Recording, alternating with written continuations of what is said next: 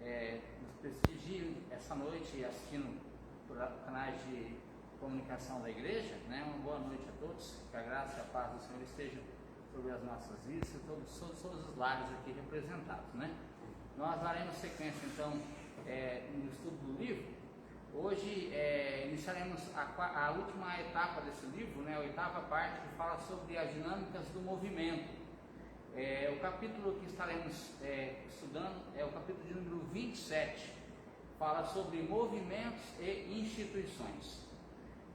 Muito interessante esse capítulo, porque ele vai exemplificar bem o papel da igreja, né?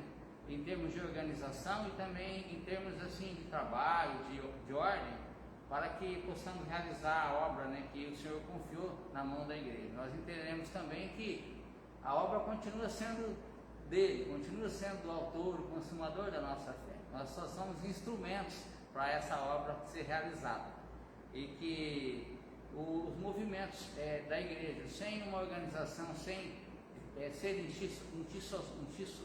institucionalizados, podemos dizer assim, ficam bem vagos, porque ficam sem ordem, sem organização. Então nós dependemos também que esses movimentos sejam de formas como a instituição funciona, mas no papel de entrega, de forma voluntária, espontânea, né, de sacrifício mesmo para realizar esse trabalho, né, para glorificar o nosso Deus. Então nós estaremos iniciando com uma oração e logo após daremos início então ao estudo do livro. Pai, nós queremos te louvar, queremos te glorificar, Senhor, queremos engrandecer o teu nome, que tu és o nosso Deus, o nosso Senhor, o nosso Salvador. Declaramos aqui também que não há bem maior na nossa vida que está acima do Senhor. Tu és o nosso tesouro, tu és o Senhor para a nossa vida, o bem mais valioso. Sem ti nós nada podemos fazer, nada podemos realizar. O Senhor é quem vai à frente, o Senhor é quem nos capacita. Sabemos da tarefa, Pai, a qual o Senhor designou para cada um de nós, como igreja do Senhor aqui representada. Mas sabemos que tudo vem do Senhor. O dom, Pai, a capacidade, Deus, o entendimento provém do alto, provém do Senhor. Por isso nós somos desafiados a caminhar, a progredir e a oferecer cada dia mais o melhor da nossa vida para o Senhor. Nós queremos nessa noite continuar te glorificando, continuar te exaltando. Pedimos aqui a tua bênção, Pai querido, sobre a tua igreja aqui reunida, sobre os irmãos que se reúnem em casa, que acompanham essa transmissão, aqueles que de uma forma ou de outra estão impossibilitados de assistirem também.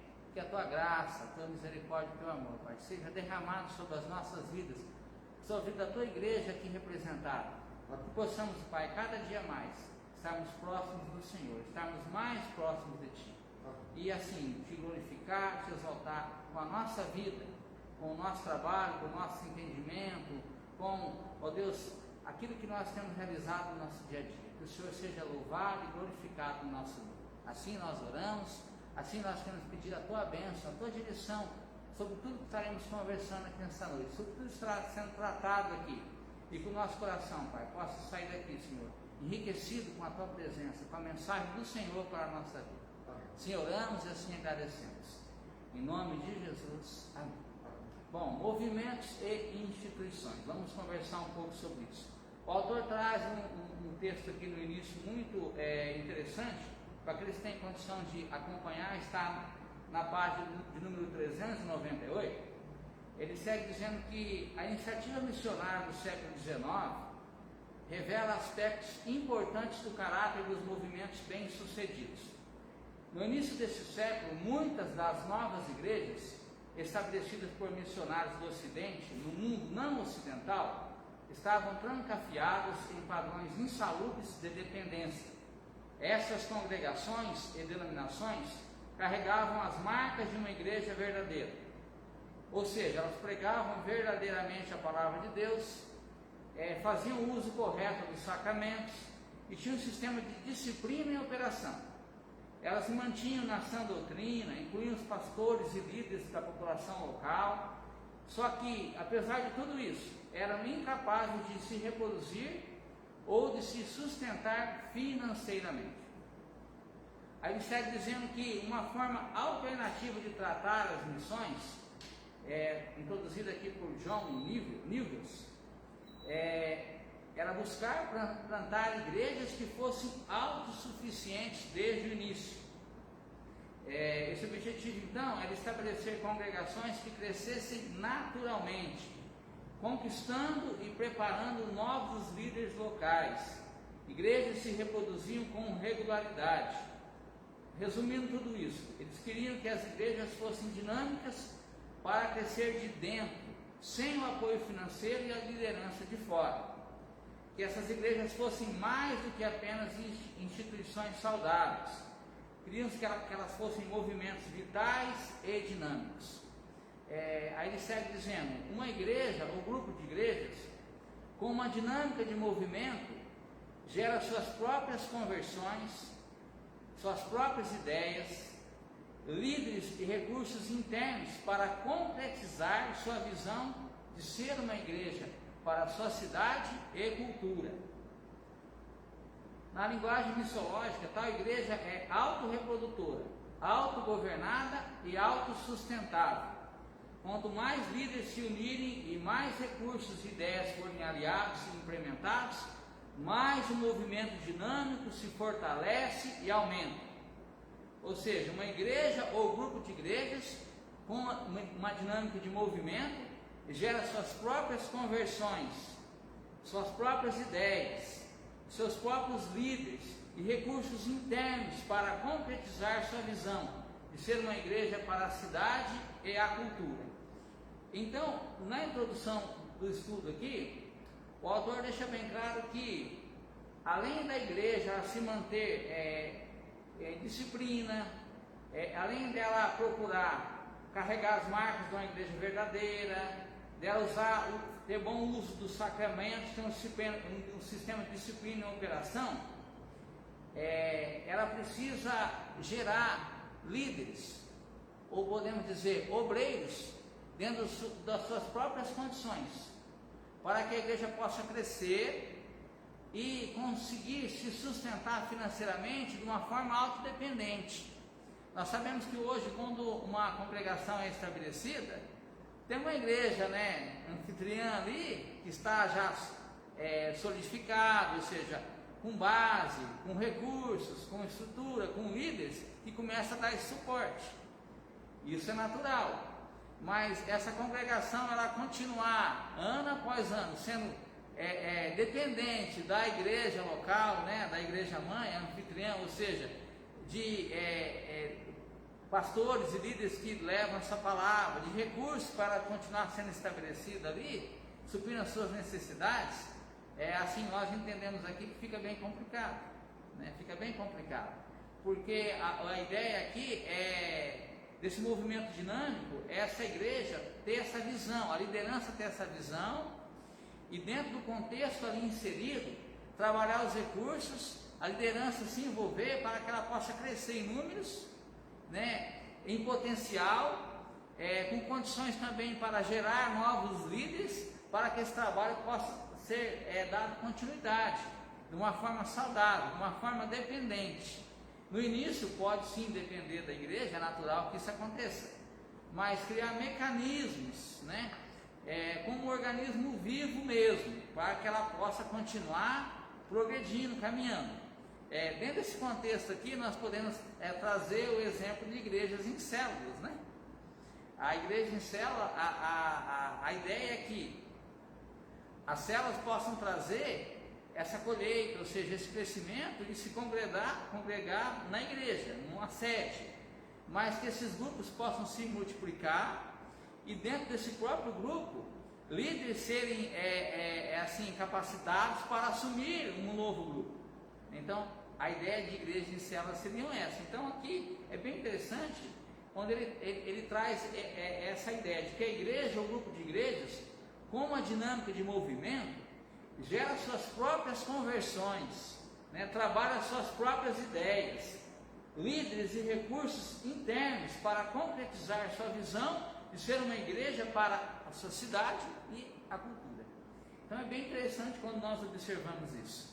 E o autor aqui, ele também trabalha, aqui podemos dizer aqui, alguns perigos, algumas maneiras da igreja, ela se tornar aqui, em vez de uma igreja em movimento, uma igreja como instituição somente. Então ele traz aqui algumas maneiras pelas quais a igreja pode entrar nesse contexto e deixar de ser essa igreja em movimento, onde se faz esse trabalho e começa a ser uma igreja só como instituição, só baseada em regras, em cumprir tarefas, e acaba ficando assim engessada nesse mecanismo de crescimento, de evangelismo, de multiplicação, de formação de líderes, né, de treinamento, podemos dizer assim, e acaba perdendo essa capacidade de gerar novos convertidos, né, de trabalhar em prol da sociedade, se envolver, podemos dizer assim, com a sociedade de uma forma saudável, fazendo com que a igreja possa caminhar com as suas próprias pernas, com os seus próprios recursos.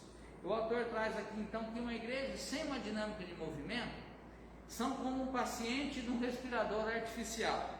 Então ele fala aqui de 3 maneiras pelas quais a igreja sobrevive sem uma dinâmica de movimento. A primeira delas ele cita a seguinte forma: igrejas fazem parte de uma estrutura denominacional ou missionária que lhes oferece subsídio financeiro. Então é uma denominação ou uma igreja pequena, podemos dizer assim, uma congregação que começa a se tornar dependente no início, mas ao passar dos anos continua a ser dependente de subsídio financeiro. Ela não consegue crescer em números, desenvolver esse trabalho para que consiga ter um rol de membros que possa ali, dentro do seu contexto, suprir as suas necessidades financeiras, né? Então, esse é um dos pontos aqui das maneiras pelas quais a igreja ela perde essa forma dinâmica de movimento e começa a se tornar simplesmente uma instituição, podemos dizer assim. A segunda forma que o autor coloca aqui é que algumas igrejas têm um capital substancial ou um edifício que serve de centro comunitário para a população local. Ele segue dizendo que a igreja não gera recursos adicionais, nem dinamismo para sustentar o desenvolvimento por meio de conversões e do crescimento de seus membros. A igreja opera essencialmente como uma empresa bem gerenciada. Podemos citar um exemplo aqui de uma administração de uma empresa, né, onde tem já tudo ali definido e ela começa a ser gerada, assim, ser gerenciada como uma empresa somente, né, e não como um organismo vivo, onde as pessoas são capacitadas primeiramente por Deus e ali dentro respeitando o dom, a capacidade de cada um, tem oportunidade para desenvolver esse trabalho. Isso é que é interessante nesse movimento, né?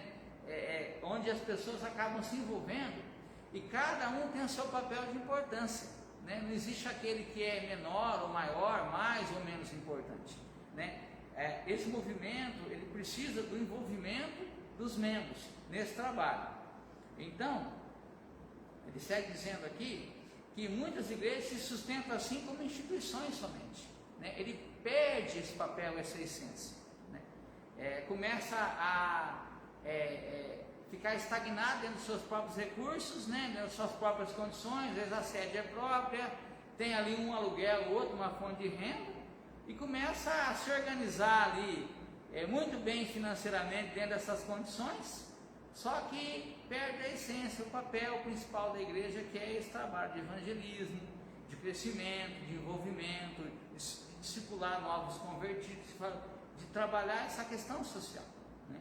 O terceiro ponto que ele segue aqui dizendo também, que serve para a igreja como reflexão, é que algumas igrejas têm alguns poucos membros esforçados e sobrecarregados dentro de uma estrutura maior e estagnada. Embora a igreja não tenha uma dinâmica de movimento, ela é impulsionada a partir de dentro, ou seja, um pequeno grupo de pessoas doa grande parte, uma quantia excessiva de tempo e dinheiro para manter a vida da igreja que está estagnada ou está até mesmo em declínio.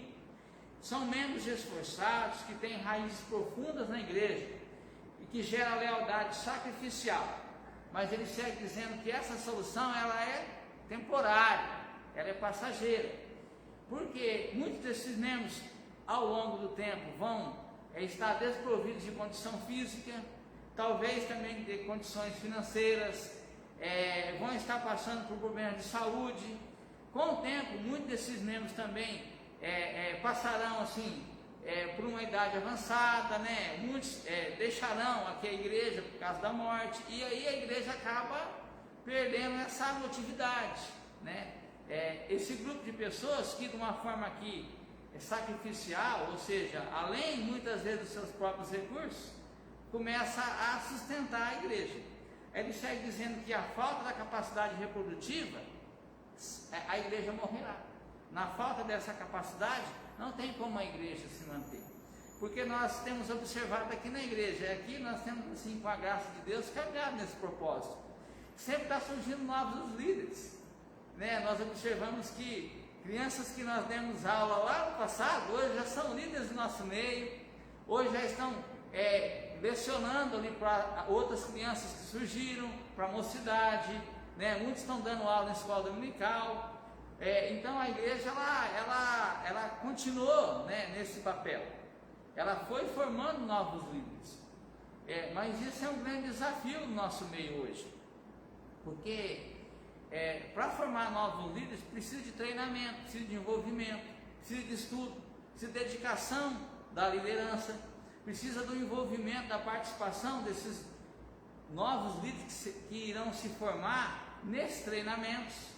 E também uma coisa assim que me chamou muita atenção nesse sentido é que precisa ter uma predisposição dessa nova liderança com relação à liderança atual.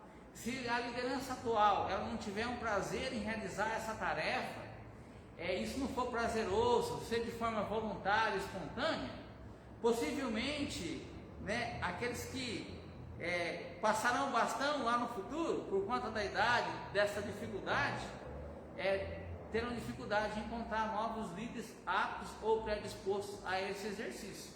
Né? Aqui há pouco tempo nós tivemos um exemplo aqui de que um presbítero deixou o seu ofício e o filho exerceu a sua função, e com prazer, né, com alegria. Então isso é muito bom para a gente observar isso. É a geração que está se locomovendo, né? A geração que está sendo formada, a liderança ali sendo formada. Então a gente vê que isso é saudável, né, para a igreja. E isso é importantíssimo, porque é a nova geração que será o futuro da igreja, a liderança futura estabelecida. Então, quando essa nova geração observa na nossa vida, na vida da liderança aqui presente, atual, uma predisposição, uma alegria em se realizar esse trabalho, é muito mais fácil lá na frente eles terem essa alegria de aceitar, de concorrer a um ofício, de participar de uma tarefa, porque já experimentaram aquilo, né? Já foi algo que assim foi compartilhado no passado. Então é muito interessante nós observarmos isso, né? Se alguém dos irmãos quiserem participar, está aberto, tá, irmãos? Senão eu vou dando sequência aqui. Mas ele segue dizendo sobre isso. E uma coisa interessante para nós observarmos nesse contexto é que, apesar da dificuldade que hoje a igreja tem enfrentado, nós sabemos que o crescimento da igreja está associado à soberania de Deus. A soberania de Deus. Nós somos instrumentos desse trabalho, mas o propósito maior, né, para a edificação da igreja, para o crescimento da igreja, está no controle de Deus, é a soberania de Deus. Nós vamos estar lendo um texto aqui que vai exemplificar bem isso. Eu creio que foi o único texto aqui que o autor trouxe na lição, mas é um texto importantíssimo para a gente compreender esse papel da igreja. Está em 1 Coríntios 3, capítulo 4, até 1 Coríntios 3, do versículo 4 até o versículo número 9.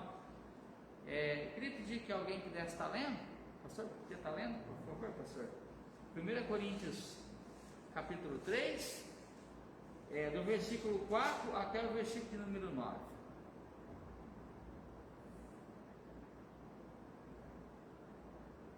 Quando, pois, alguém diz, eu sou de Paulo, e outro, eu de Apolo, não é evidente que andais segundo os homens? Quem é Apolo? Quem é Paulo?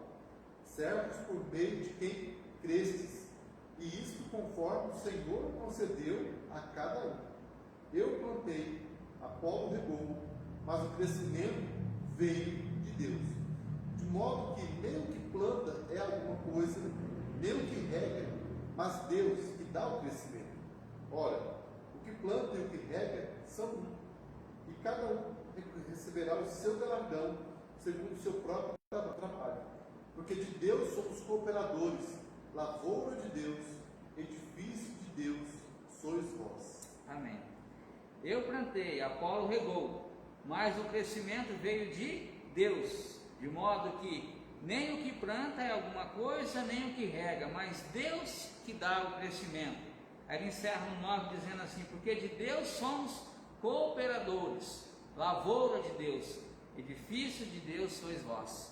Então aqui fica bem claro, irmãos, que a soberania de Deus está sobre a igreja, está sobre aqueles também que são desafiados a realizar esse trabalho. É evidente que Deus deixou para cada um de nós esse trabalho assim honroso, né?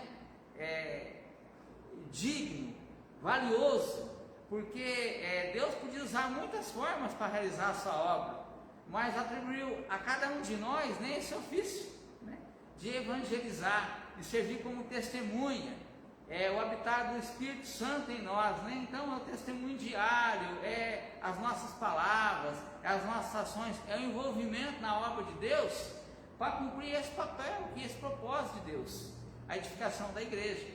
Então, apesar das dificuldades, apesar das lutas, né, daquilo que nós passamos, Deus, Ele é soberano nesse papel, em governar todas as coisas.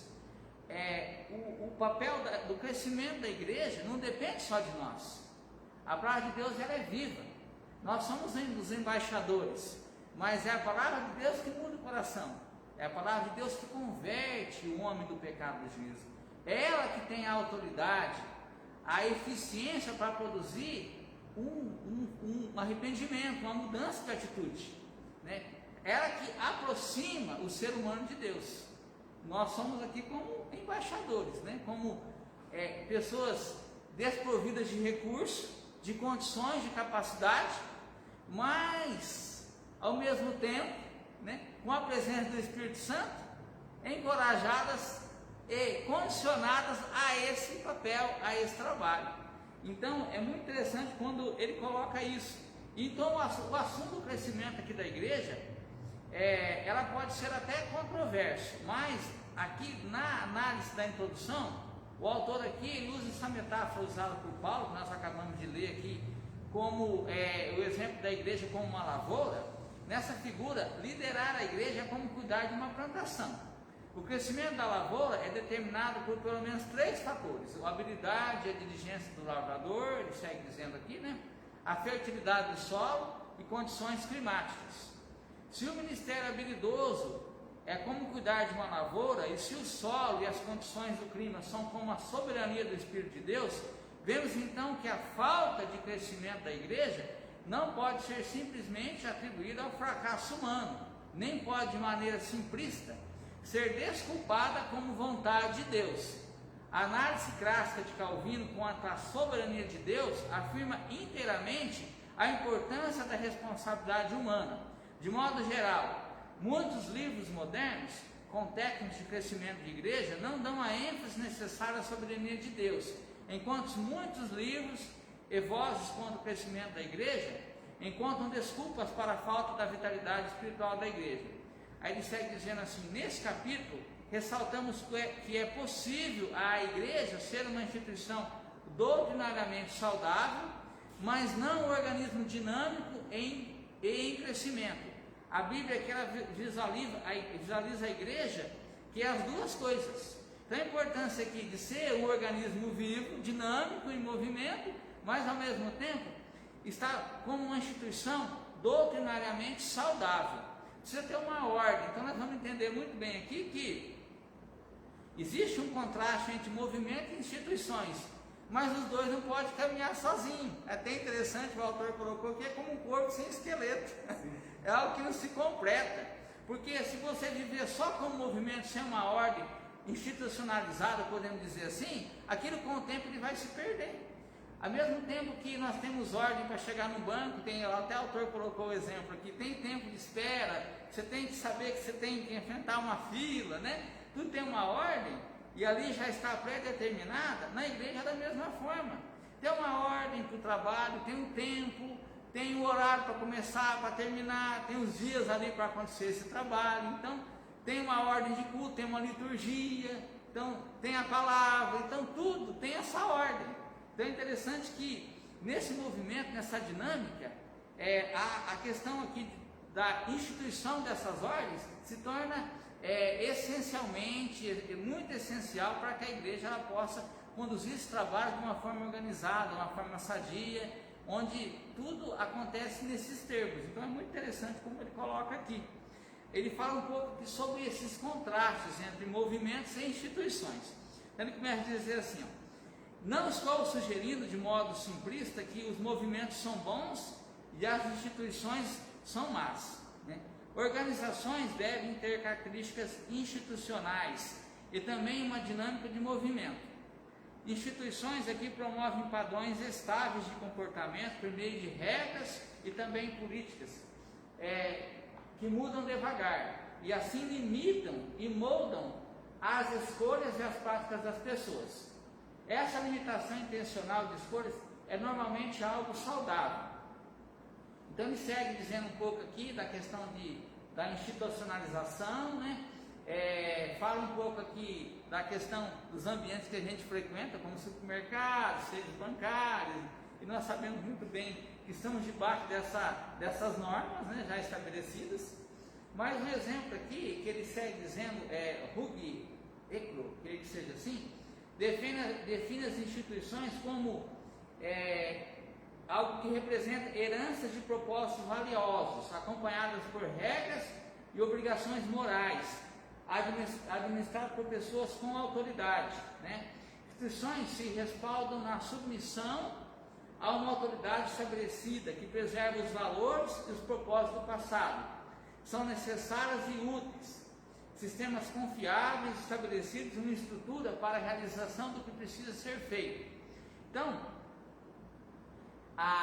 na ordem dessas instituições, muitas práticas nós entendemos aqui que já vem como herança lá do passado, né? O ser humano, ao longo do tempo, ele foi aprendendo que tudo precisa ter uma ordem. E à medida que isso foi estabelecido e viu que isso era bom, né? Então começou a colocar isso em prática. E muitas das instituições que são estabelecidas hoje pegam essa base, né? Essa herança, podemos dizer assim, desse propósito do passado e colocam em prática. É óbvio que nós vivemos numa dinâmica, né?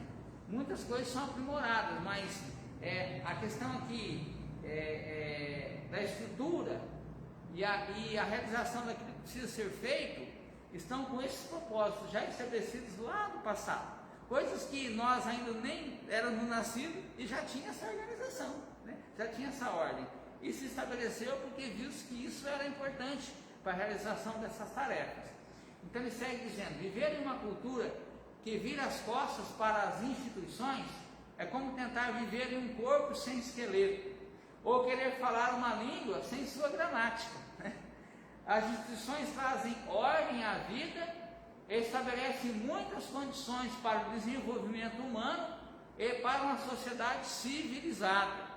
Então, desde pequeno nós aprendemos que tudo tem uma ordem, né? Precisamos ser pessoas civilizadas, precisamos respeitar o próximo, precisamos entender que a pessoa que passa por uma deficiência, seja ela física ou uma pessoa que já está com a sua idade mais avançada, ela tem prioridade a alguns atendimentos, né? Nós vamos no estacionamento no supermercado grande, lá tem a vaga para o idoso, lá tem a vaga para o deficiente físico. Então isso é importantíssimo, porque isso é uma regra, uma ordem estabelecida que diz um bem comum, favorecer aqueles que estão desfavorecidos por conta das suas limitações. Hoje nós aprendemos que até mesmo algumas dificuldades, né, que lá no passado não se dava um valor ou não se dava a determinada importância, hoje já tem um trabalho voltado para isso, uma questão do autismo mesmo, né, dentro das escolas, né? Hoje a gente vê as escolas com um papel de um professor de apoio para estar ali acompanhando uma criança que por grau de autismo tem a sua dificuldade, não consegue interagir ou acompanhar o estudo como as outras. Então, já tivemos um progresso muito grande, né, de alguns anos para cá. A sociedade, ela, nessa dinâmica de movimento, né, nessa institucionalização, podemos dizer assim, ela tem buscado esses mecanismos, esse aprimoramento, né, essa organização para facilitar o nosso dia a dia. Pastor, pode ir. Só para fazer uma avaliação, né? Tem surgido ultimamente muitas igrejas emergentes. Sim. Que são contrárias à instituição. Então, muitas pessoas que se dizem desigrejados, Sim. que formam movimentos avulsos, e geralmente, se pensando, olhando para as características da instituição, essas pessoas muitas vezes têm dificuldade justamente com a autoridade.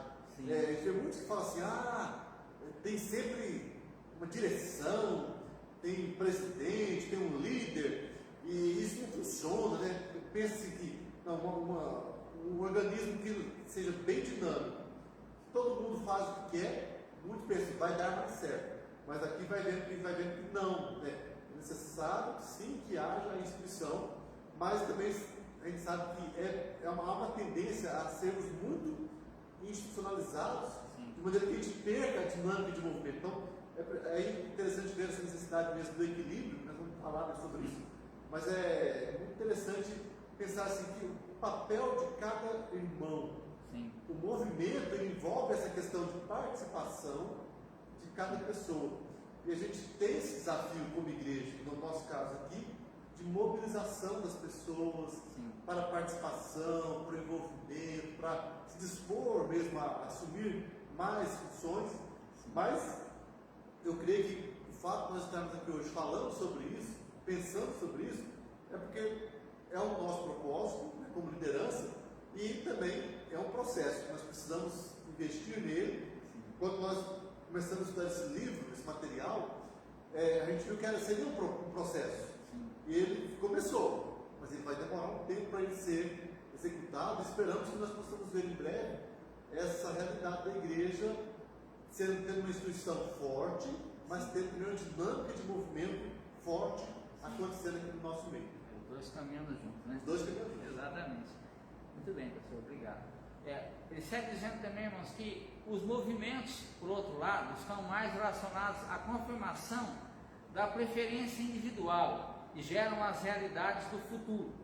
E ele segue dizendo aqui que definiria 4 características aqui importantes do movimento: a visão, o sacrifício, flexibilidade com união e espontaneidade. Então nós já falamos um pouco sobre isso, né? Mas ele vai deixar bem claro aqui, em 4 tópicos aqui, 4 exemplos aqui, de como que funciona exatamente o movimento, né? Então, estão relacionados à confirmação de preferência individual, geram realidade do futuro, mas essas 4 características aqui são totalmente importantes dentro do movimento: visão, sacrifício, flexibilidade com união e espontaneidade. Primeiro aqui ele fala sobre a questão da visão. Ele fala de uma visão cativante, né? Acima de tudo, os movimentos são marcados por uma visão cativante. A visão, ela é constituída por um cenário atraente, vívido e claro do futuro que o movimento e seus líderes querem construir. Então aqui, o conteúdo de uma visão tem de ser articulado de modo cativante, para que as pessoas consigam aprendê-lo e desenvolvê-lo em suas comunidades, sem muita assistência ou controle centralizado. Então assim, a visão ela tem que ser clara, né, objetiva, não é isso? Para que as pessoas possam aprender e também desenvolver essa visão de uma forma centralizada, só que sem depender de muita assistência. Ou seja, podemos dizer assim, cada um pode, dentro dessa visão, realizar o seu papel, né? Então, o líder trouxe uma visão, a visão nossa cada crente um missionário, cada dia uma oportunidade, por exemplo. Então, e cada um de nós abraçar essa visão de uma forma espontânea e colocar isso em prática e evidente na nossa vida. Então, cada oportunidade que nós tivermos, falar do amor de Deus, não é isso? Em cada oportunidade que nós tivermos, dar o nosso bom testemunho, né, de uma forma clara, de uma forma vívida, de uma forma que as pessoas possam ver em nós a presença de Jesus, algo diferente. Então, aprender e também desenvolver isso no nosso dia a dia, na comunidade onde nós estamos inseridos, porque nós realizamos nosso trabalho aqui na comunidade local, mas o nosso trabalho de evangelismo, de colocar em prática essa visão aqui, né, atribuída, é o nosso dia a dia, né? É algo constante na vida do cristão. Então, nesse contexto, é bem interessante nós observarmos isso. Ele segue dizendo que a chave para o sucesso da visão é a sua simplicidade e a disponibilidade, quase sempre com conteúdo que transmite, explica e aplica a visão. Então, é algo simples, né? Falar do amor de Deus é algo simples, o evangelismo é algo simples, não precisa ter muito entendimento, né? É só colocar em prática.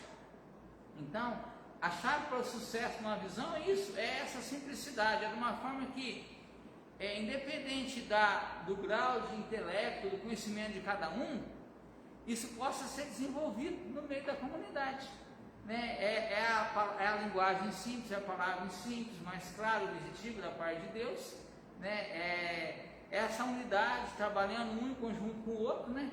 É uma forma cativante, né? De uma forma assim, onde todo mundo ele tem o seu papel, ele tem a sua importância, ele pode estar inserido nesse contexto, nesse trabalho, e assim, como eu disse, todo o papel realizado, toda a obra realizada, toda a função, ela tem a sua importância, e não tem uma função no reino de Deus mais importante que a outra, né? Os dons, os talentos ali têm a sua importância, cada um tem a sua qualidade, o seu dom, o seu talento que recebe de Deus para realizar nesse trabalho. Então, nessa simplicidade, na disponibilidade de cada um em participar dessa visão, a obra começa a acontecer, né? Nessa simplicidade, de uma forma objetiva, né? A visão ela começa a ser inserida no nosso contexto. Em contraste, embora as instituições quase sempre tenham uma declaração de propósito redigida em algum lugar, a força que realmente une a instituição são seus regulamentos, suas leis e seus procedimentos. Em movimento, a visão compartilhada é o que determina as escolhas diárias. Em uma instituição, geralmente esse papel cabe às regras e padrões estabelecidos.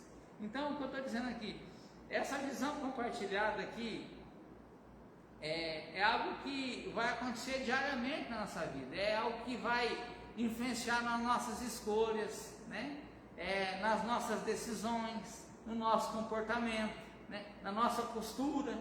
Então, enquanto que na instituição são regulamentos, leis e procedimentos, é uma coisa dinâmica. Podemos dizer que nós não estamos só engessados debaixo de um regulamento, de uma lei, de um procedimento. Nós temos a liberdade de, dentro dessa visão cativante, participarmos desse processo, né? Então aqui há uma abertura para uma ideia ser discutida, né? Para algo novo ser compartilhado, ser experimentado. Então é algo muito dinâmico, né? É algo muito dinâmico, porque é um grupo grande de pessoas compartilhando essas ideias, suas experiências, né? E no dia a dia, ali no seu trabalho, no meio da sua família, colocando isso em prática. É bem interessante a forma como ele coloca aqui, que o movimento, a visão compartilhada determina as escolhas diárias, ou seja, é algo que vai estar assim bem relacionado ao nosso dia a dia, aquilo que nós realizamos no nosso cotidiano, né? Então é bem interessante a forma como ele coloca aqui. No segundo ponto, ele diz que a visão unificadora aqui do movimento é tão atraente que leva a uma cultura, um compromisso sacrificial e a recompensas intrínsecas, ou seja, as pessoas colocam a visão acima de seus próprios interesses e conforto. Então aqui, um compromisso aqui sacrificial. Nós aprendemos com a palavra de Deus que o servir a Cristo nunca foi fácil, né? Quantos dos antepassados aí que sofreram muito por andar com Cristo, abriram mão de muita coisa, muitos perderam até a vida, famílias, perseguições. Então, quando nós pensamos nesse compromisso sacrificial, é impossível nós não abrirmos mão de alguma coisa, ou não vivemos de uma forma assim, de entrega mesmo, para viver esses valores, né? Pessoas que colocam a visão assim, acima de seus próprios interesses e acima de conforto também. Missionário para ir para o campo, missionário para viajar para outro país, ele abre mão de muita coisa. Muitas vezes ele acaba distanciando da família aqui, né? Ele acaba tendo que investir recurso financeiro, ele acaba deixando muito do seu conforto, aquilo que já estava estabelecido aqui, do bom trabalho, para servir a Deus. E lá ele passa por muitas dificuldades, não só financeiras.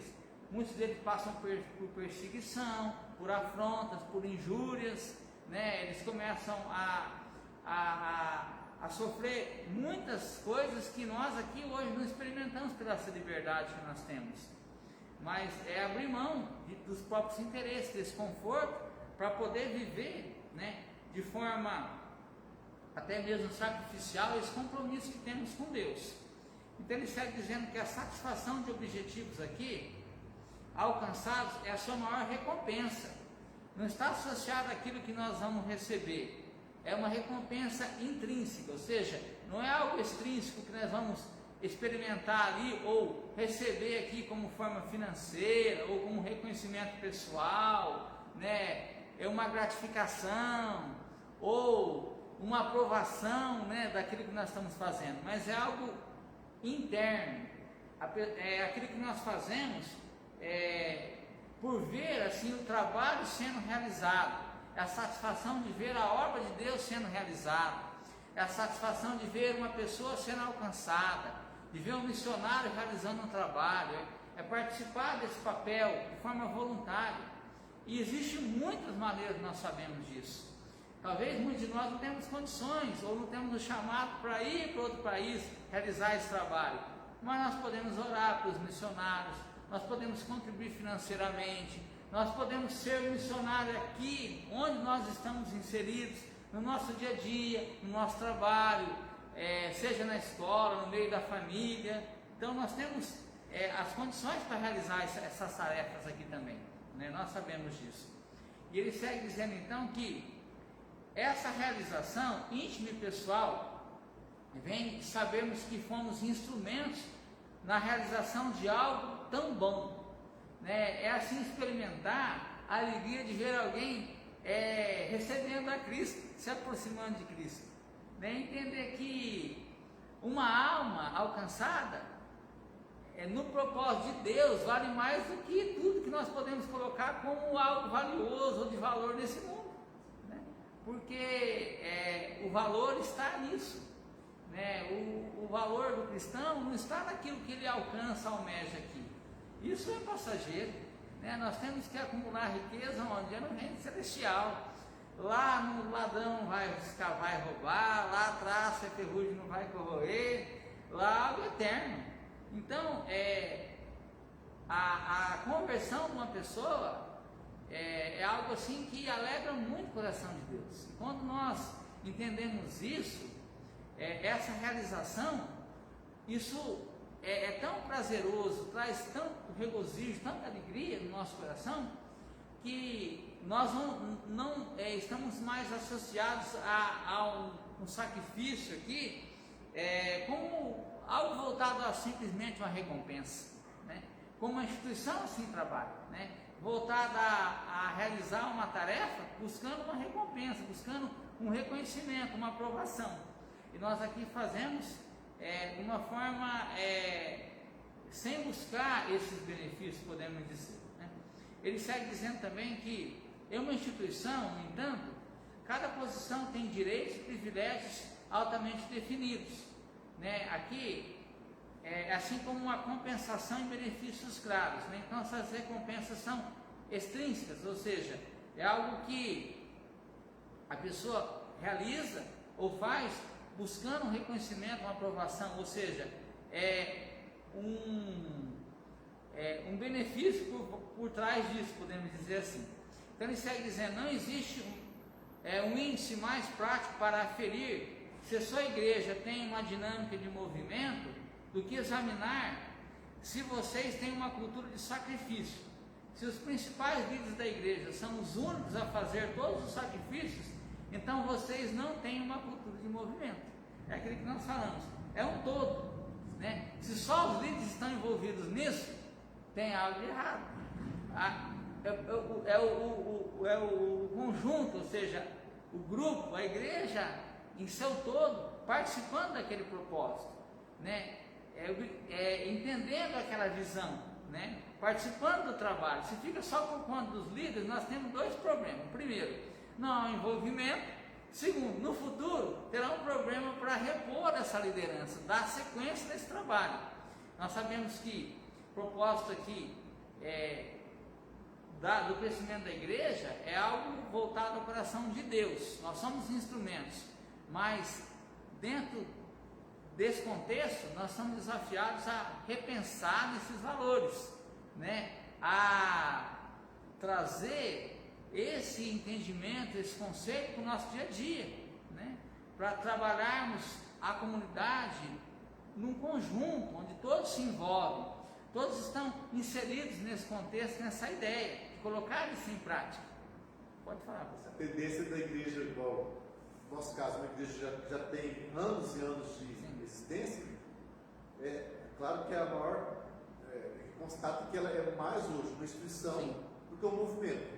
Por quê? Porque ela já se institucionalizou e também ela foi formada caminhando nessa linha mais de seguir normas, né, regulamentos e tal, e sem ter também tido movimentos ou de crescimento, de plantação de igrejas e tal. Então isso ela se manteve, isso é um fato positivo, né? Sim. Mas realmente a gente olha para a igreja hoje e percebe isso.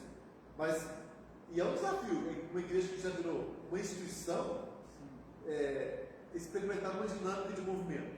Mas é um desafio, né, que nós temos de sonhar com a obra de Deus, sonhar com a plantação de igrejas, sonhar com trabalhos sociais que podem ser realizados, alguma coisa que vai mobilizar a igreja de um modo que todo mundo se envolva sacrificialmente.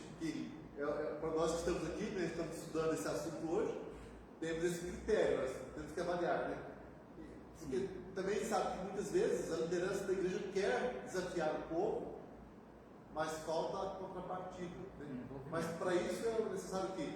A oração, o ensino, a instrução, o treinamento e a obra de Deus. É Deus tocar no coração também, né? E as pessoas ouvirem e falar, puxa, eu quero um negócio desse. Eu sei que alguém está ouvindo, vendo, participando pela internet, alguém que vai ouvir depois, nós estamos aqui hoje, tem que pensar assim, puxa, o que eu posso fazer para que isso aconteça? Eu quero fazer a minha parte. Sim. E claro, quando alguns líderes fazem a sua parte, isso também mobiliza os irmãos, né? E nós esperamos que aconteça no nosso meio. Muito jóia. Seguindo então, irmãos, dentro desse contexto, ele fala assim que os movimentos são caracterizados por uma postura de flexibilidade generosa para com as instituições e pessoas que não fazem parte do seu rol de membros. Então, os movimentos dão mais valor ao que é alcançado, cumprimento de visão, e menos ao como e a quem o alcançou. Ou seja, independente de quem realizou a obra, de quem evangelizou ou de quem participou do trabalho, o importante é que seja cumprida essa visão, né, o cumprimento dessa visão. Não é como uma instituição que tem um mérito voltado para uma pessoa, um grupo de pessoas somente. É a igreja que está realizando, né? É aquilo que nós observamos aqui no início aqui. Se um plantou e o outro regou, né? O importante é que está sendo plantado, está sendo regado. E o fruto, né, é algo que provém do cuidado de Deus, né? Então, interessante aqui. Cada um tem o seu papel, mas o objetivo é em comum, ou seja, é trabalhar para que a obra de Deus seja realizada, né? Então ele diz assim, a visão encoraja sacrifício, e os membros de um movimento se dispõem a fazer aliados, cooperando com qualquer um que tenha interesse na visão. Organizações institucionalizadas, por outro lado, são mais comprometidas com a importância das práticas herdadas, com procedimentos corretos e pessoas credenciadas.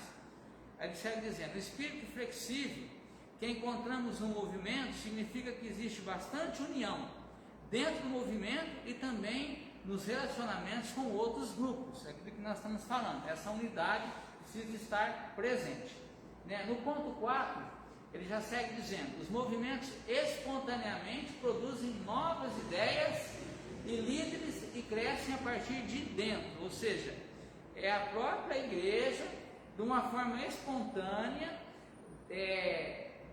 trabalhando essas ideias que acabam surgindo, formando os líderes e crescendo a partir de dentro. É a questão assim, de uma organização, de uma congregação, conseguir desenvolver esse papel e um dia ser uma igreja que caminha de forma sem estar ligada à sua sede, ou seja, a igreja mãe, aquela que iniciou todo o trabalho, né?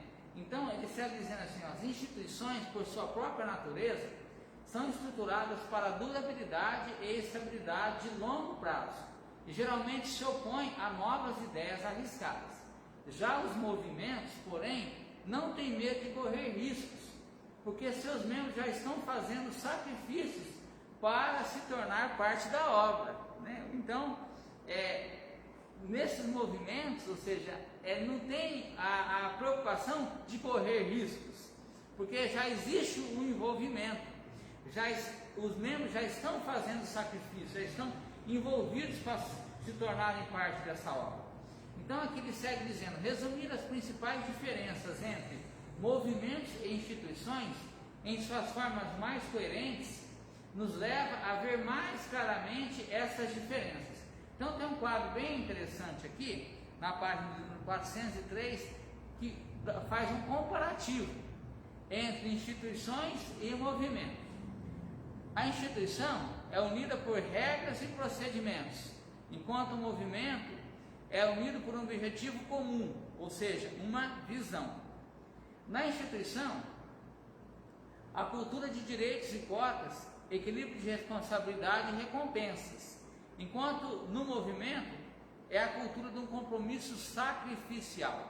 Na instituição, dá ênfase na compensação, nas recompensas extrínsecas, enquanto na cultura do movimento, a ênfase é na celebração, nas recompensas intrínsecas, né?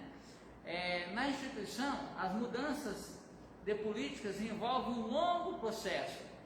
Todos os departamentos, existe muita resistência e negociação, enquanto que no movimento, a visão parte de líderes carismáticos e aceita com lealdade. Na instituição, as decisões tomadas processualmente são tomadas de forma processualmente devagar, enquanto que no movimento são tomadas de modo relacional e rápido. Na instituição, as inovações procedem do topo, implementadas em casulos departamentais, enquanto no movimento, as inovações brotam de todos os membros, executadas pelo todo, ou seja, por toda a comunidade, é um conjunto aqui, né? Então, as inovações, elas brotam de todos os membros e executadas por todo o conjunto, né? Ou seja, todos os membros. Na instituição, ela transmite a sensação de um mosaico de mini agências ou de departamentos ciosos de seus territórios, enquanto que no movimento transmite a sensação de um todo unificado. Na instituição, os valores são a segurança e previsibilidade, enquanto que no movimento os valores são o risco e a espontaneidade.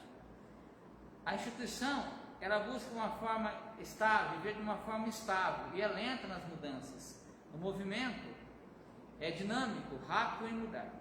Na instituição, a ênfase na tradição, no passado, nos costumes, nas tendências futuras, são temidas e negadas, enquanto que no movimento, a ênfase está no presente e no futuro, e dá pouca ênfase no passado. Na instituição, os trabalhos são atribuídos a credenciados e a pessoas experientes, enquanto que no movimento, os trabalhos são dados aos que produzem os melhores resultados. Então, só um comparativo aqui, um gráfico, né, entre instituição e movimento.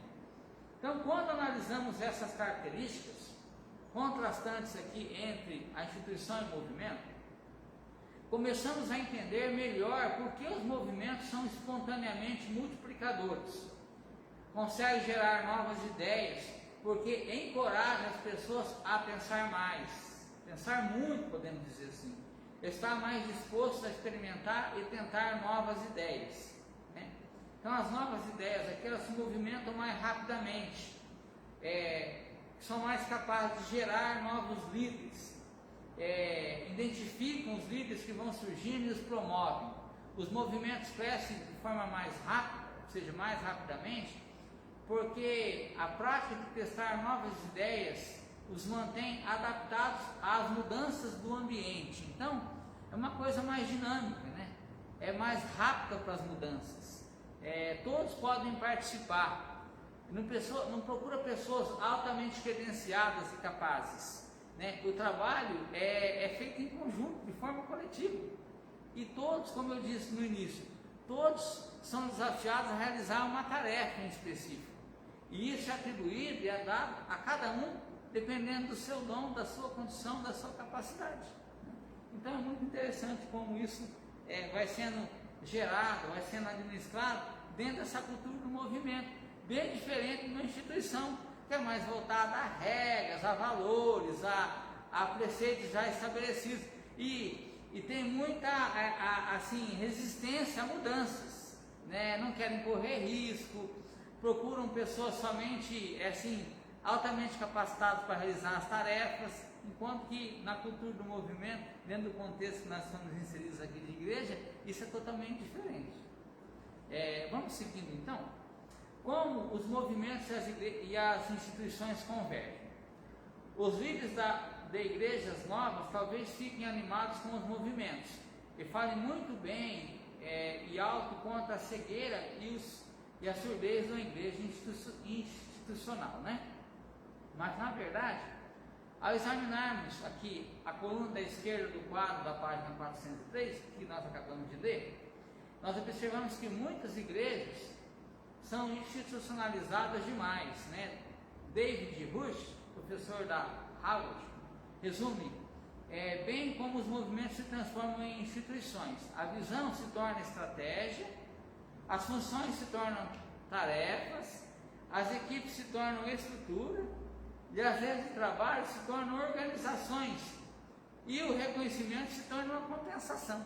Então, quando isso acontece, a igreja começa a se institucionalizar demais, como o pastor colocou aqui, e perde essa essência, né? Então, os movimentos se transformarem em instituições, a visão se tornar só de forma estratégica, as funções se tornarem tarefas, as equipes se tornarem estrutura, e as redes de trabalho se tornarem organizações, e o reconhecimento se tornar uma compensação, a igreja começa a se institucionalizar, né? E perde o seu papel, né?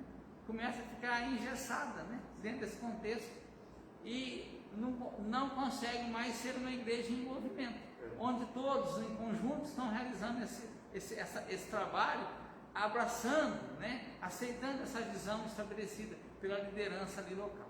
Pode falar. Esse sentido é quando uma igreja se torna assim, como foi falado, igrejas que têm muito recurso financeiro, então todo mundo que trabalha oficialmente é remunerado. Então, Ministério do Louvor, o líder de louvor, ele é contratado. O líder do som, então quando a igreja começa a ter todo mundo sendo profissionalizado, isso é um risco, porque acaba havendo essa institucionalização, né? E aí a igreja tem dificuldade depois de ter dinamismo. Como que vai mudar uma pessoa, surgir novos talentos, se tem uma pessoa que já é fixa, contratada, né? Então, a gente vive essa dinâmica, essa tensão, né? E esse desafio que temos de ver o movimento penetrando a igreja. Mas é apenas uma observação para a gente ver que tem realmente um risco muito grande, né? E é muito fácil virarmos instituição e deixarmos de ser um movimento, né? De não virmos a ser um movimento. E precisamos buscar essa dinâmica, né? O desafio desse material, né? Exatamente, está muito bem colocado. O autor coloca aqui, né, nesse contexto, né?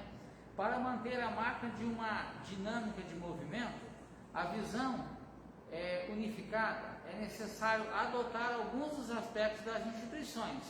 É como se a visão se tornasse uma tradição que o movimento protege e passa adiante. Então, nessa dinâmica, né, uma visão unificada, nós precisamos entender que somos uma igreja em movimento, mas ao mesmo tempo ser uma igreja como uma instituição, vivendo uma ordem, uma regra, só que sem perder esse contexto, né? Numa balança, um equilíbrio, as duas coisas andarem juntas, né? Não pode ser nem uma coisa nem outra, tem que ser as duas juntas, né?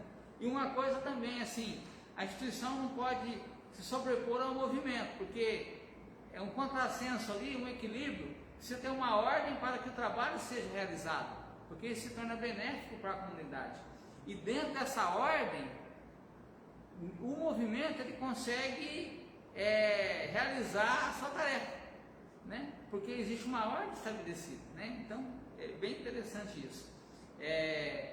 Depois ele segue dizendo, a realidade é bem mais complexa, né? Então, em primeiro lugar, embora as igrejas e os ministérios novos se esforcem para continuarem informais, não codificados e descentralizados, a institucionalização é inevitável, né? Assim que fazemos uma escolha, uma criação de uma nova política, uma estrutura administrativa ou um consenso de valor e crença e a transportamos para o futuro, orientando assim a rotina, as expectativas e as preferências admissíveis das pessoas, começamos a institucionalizar esse valor ou crença. Então, assim que colocamos em prática essa ideia, a igreja ela começa a se institucionalizar, né, dentro desses valores. É muito interessante. E um pouco de institucionalização é até desejável. Como dissemos anteriormente, a visão unificada, adotada por todos os participantes do movimento, é vital para uma dinâmica de movimento. Entretanto, essa visão não pode mudar diariamente, nem anualmente. Isso gerará causa ao movimento e retardará seu crescimento. Ou seja, para manter a marca de uma dinâmica de movimento, a visão unificada é necessário adotar alguns dos aspectos das instituições. É como se a visão se tornasse uma tradição que o movimento protege e passa adiante, aquilo que nós tínhamos acabado de ler. Então, as duas coisas precisam andar juntas, né? Nós vamos observar aqui no último parágrafo que o movimento ele ser forte, ele precisa ser institucionalizado, né? Só que não pode ficar de uma forma engessada somente nessa tradição, somente nessas regras, nesses valores, porque senão nós corremos o risco da igreja ter sua organização, mas ficar voltada somente para uma coisa interna, né? Dentro das suas quatro paredes, como uma instituição organizada, muito bem gerenciada, administrada, mas que perde seu papel, sua essência, né? Que perde seu fundamento, né? O que foi estabelecido por Deus, né? Então, nessa dinâmica de movimento é muito interessante nós observarmos isso. Aí ele segue dizendo aqui para encerrar, o movimento dinâmico e forte, então, ocupa este espaço difícil no centro, o lugar de tensão e equilíbrio entre ser uma organização independente e também uma organização disciplinada. O movimento que se recuse a adotar algumas características organizacionais, autoridade, tradição, unidade de crença e controle de qualidade, se fragmentará e se dissipará. Movimentos que não resistem inevitável tendência rumo à institucionalização total, perderão sua vitalidade e eficiência. A tarefa do líder do movimento é conduzir o navio em segurança, por entre esses dois perigos, né? Nessa balança. Então, as duas coisas precisam andar juntas, né? Não tem como trabalhar de forma sem estarem associados. É como um corpo sem o seu esqueleto, né? No início, pode até parecer que, como foi colocado aqui pelo pastor o exemplo, né? Pode parecer que é tudo bom, que é tudo jóia, mas daqui a pouco não tem uma ordem. Então, cada um começa a fazer por si, da forma como acha que deve ser, e acaba virando uma bagunça. Então, acaba virando uma desordem. Então, esse critério, ele é muito importante, né? Essa questão dinâmica de movimento e instituição precisa caminhar junto.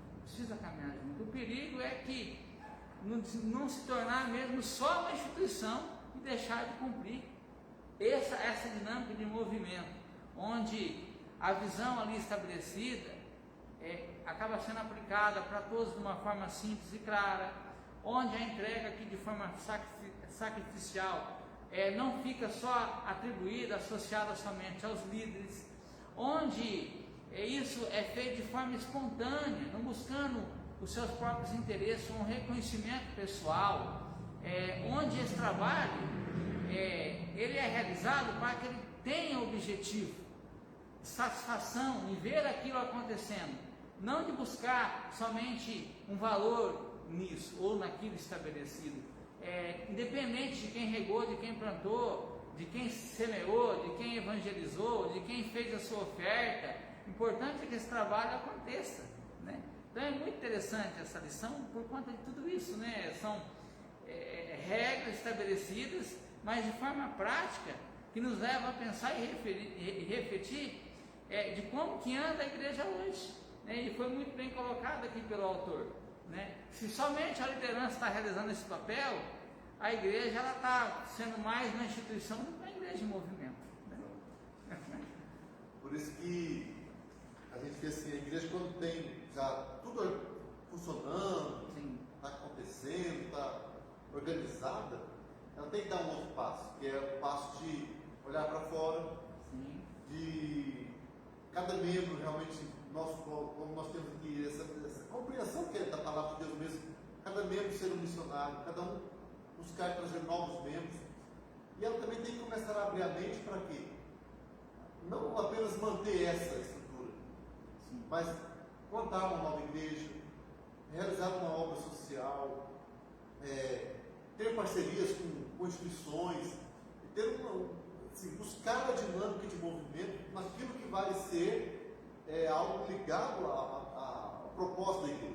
É claro que o principal propósito da igreja é reproduzir, é ter uma nova igreja, é plantar, ter filhas, né, que vão se reproduzindo, porque aí, quando a igreja, por exemplo, a igreja tem lá um número de membros que ela está segura, ela está ali estável, mas se ela dispõe ali 10% daqueles membros, fala, nós vamos plantar uma nova igreja, vamos enviar essas pessoas para elas serem o embrião, para começar um trabalho vibrante, um movimento, uma equipe que vai trabalhar, ela pode pensar assim, mas nós vamos ter que perder esses membros.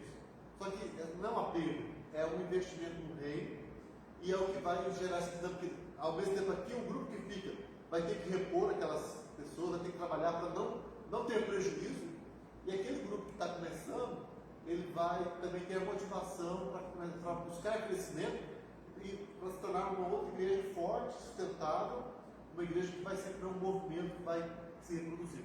Então é muito interessante pensar nessa questão, porque dá um certo, assim, não é fácil nós darmos o passo de gerarmos um movimento, mas quando isso acontece, a gente vê uma alegria muito grande. E é o que essa igreja, né, a igreja de Keller, ela realmente conseguiu gerar um movimento. Ela é uma igreja muito forte na cidade dela, mas que está plantando novas igrejas e que tem um movimento no mundo inteiro, né? E um assunto como este, né?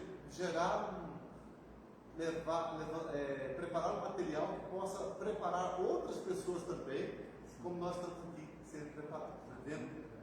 modelo de uma igreja que conseguiu cumprir o seu papel. Muito bem colocado, professor.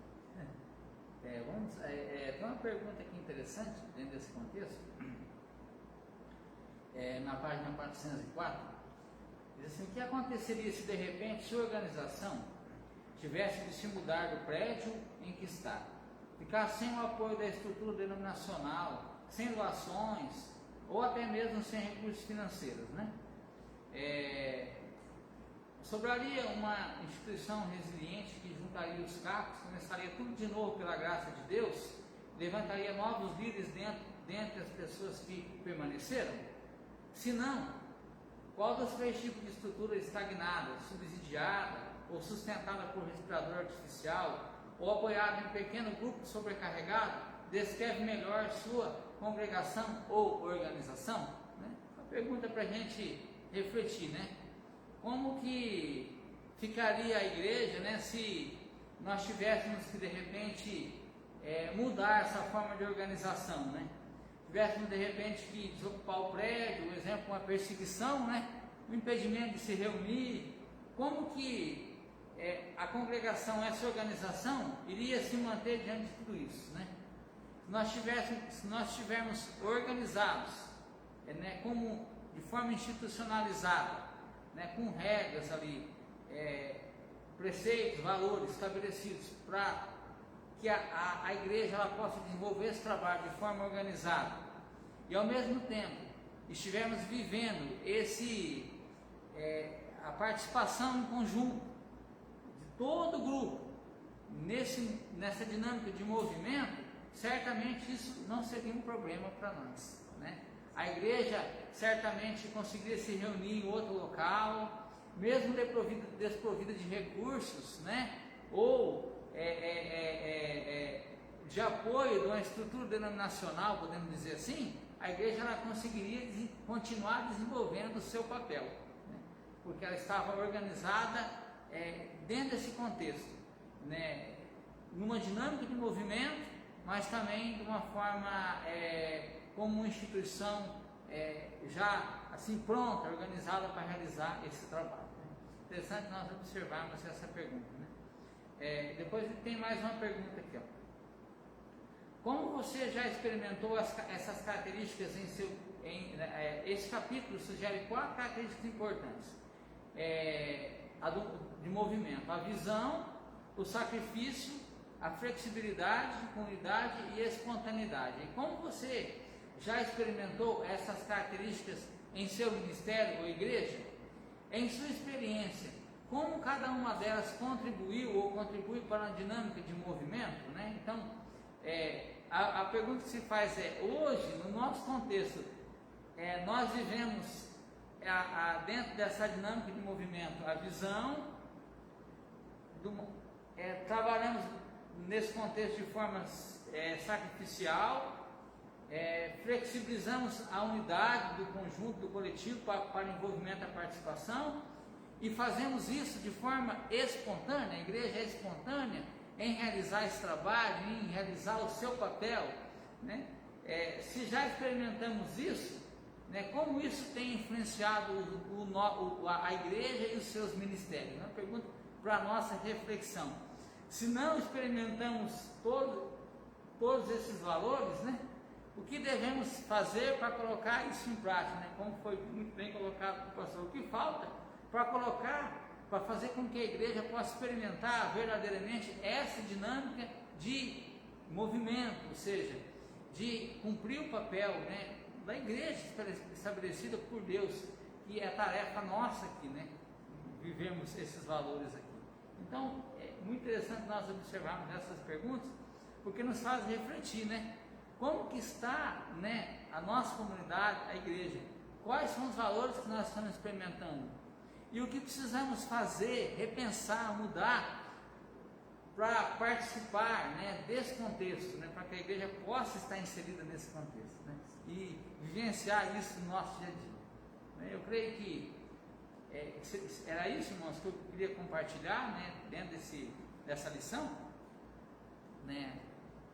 Se os irmãos quiserem participar, aí fica aberto, né, alguma pergunta ou algum exemplo, né, algo que os irmãos quiserem trazer, né, fique fica agora a abertura para isso, né? Senão nós estaremos encerrando aí, né, com uma oração, e mais uma vez agradecendo a Deus, né, por esse privilégio de podermos ter esse material, né, de saber que isso assim, serve para a nossa edificação, para o nosso crescimento, né? Isso é importante para o nosso dia a dia. Ninguém mais? Então estaremos fazendo uma oração.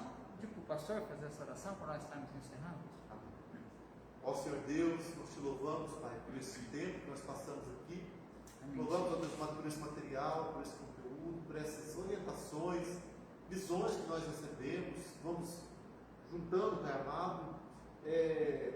Temos um grande desafio, Deus amado, que é entendermos aquilo que aprendemos e compartilharmos com outros, de modo que a igreja tenha esse comprometimento com essa visão da igreja centrada, como desde o começo desse material colocado para que haja um trabalho entre os líderes, os membros, e é um desafio muito grande, porque nós temos aqui diante de nós essa oportunidade, mas precisamos também dar continuidade a esse estudo, em termos de transmissão para outros irmãos, em termos, ó Deus amado, de busca de uma unidade da igreja, nesse sentido de ter essa visão da igreja centrada, de uma igreja que tem o propósito de fazer algo marcante na sociedade.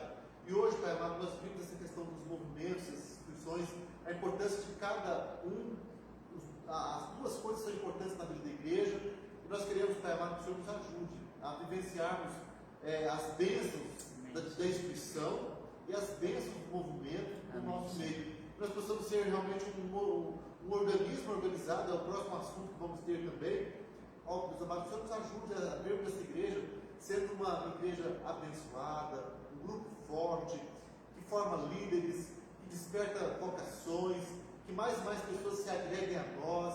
Ó Pai amado, mas que o Senhor faça com a obra em nós, Pai. Não queremos nada disso para nós mesmos, mas queremos que tudo aconteça para a Tua glória, para que o Teu reino cresça, que nós possamos ser instrumentos para a expansão do Teu reino, instrumentos para que o Teu nome seja glorificado. Ó Deus amado, então nos abençoe. Livra-nos de sermos igrejas focadas em nós mesmos, uma igreja focada somente aqui para dentro, mas que nós possamos ter uma visão de buscar vidas, de alcançar almas para o Senhor, e de vermos a sociedade também sendo transformada, impactada através da palavra do Senhor, que nós queremos e vamos pregar, e assim que o Senhor faça a obra, Pai amado. Nós nos colocamos nas Tuas mãos. Queremos ser como Paulo foi, Apolo, pessoas que vão plantar. Queremos ser semeadores, queremos ser agricultores fiéis da seara do Senhor, e que o Senhor nos dê condições de vermos os frutos, Pai amado. Prepara o terreno, prepara o clima, prepara o ambiente, e nos dê, Pai amado, a graça e a bênção do Senhor. Nós te louvamos, Pai, te pedimos assim no nome de Jesus. Também te pedimos uma bênção sobre o Gilberto. Continue fortalecendo o teu filho, usando ele. Obrigado por esse tempo que ele dedicou na preparação, trazendo mais material para nós. Muito obrigado por estarmos aqui juntos, todos nós, os irmãos também que estão acompanhando esse material pela transmissão. O Senhor abençoe cada um de nós. Nós te pedimos assim no nome de Jesus. Amém. Amém. Uma boa noite, irmãos. Deus nos abençoe.